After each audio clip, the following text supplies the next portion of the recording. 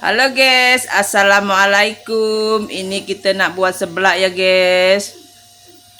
Kita mau nyang-nyang sayur lah tu dulu. Ada bawang merah, bawang putih. Itu ada dumplingnya guys. Kemarin tu dikasih sama kawan Pak Su dumpling tu.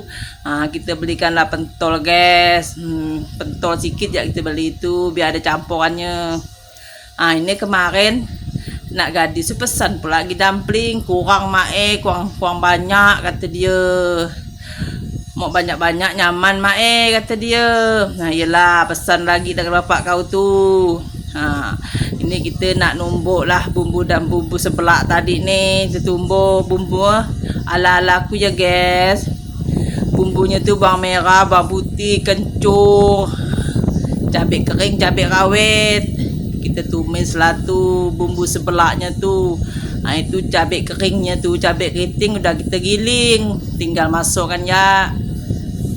Kita tumislah sampai harum guys, sampai wangi semerbak-merbaknya. Udah kecium bau cengkok tu nyaman rasanya. Seblak ni memang harus pakai cengkok, salah pula, kencur kata orang kita ni apa. Kencur apa kata orang kampung bahasanya tu, kencur tu tak apalah dah. Dah lanjutlah kita ni nak masukkan telurnya tu. Kita kodak-kodak biar sampai kental. Kita masukkanlah dumpling dengan pentol tadi tu. Kata nak gadis saus banyak mak dumplingnya mak biar nyaman. Suka benar dia memang dengan seblak tu. Kalau kita ni tak ada kat begitu, tapi kau dah ada makan pula.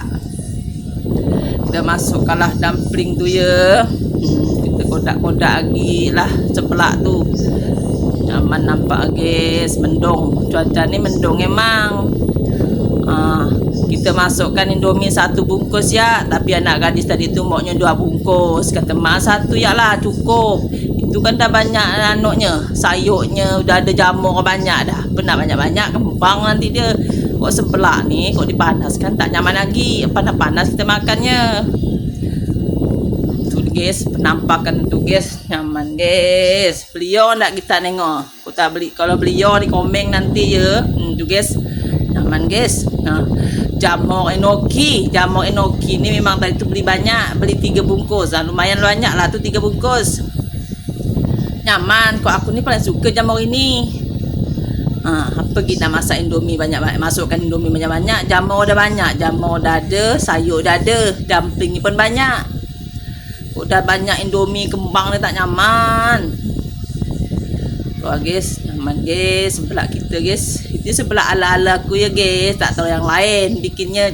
Ni cara aku buatnya. Kita masukkanlah sawi tu.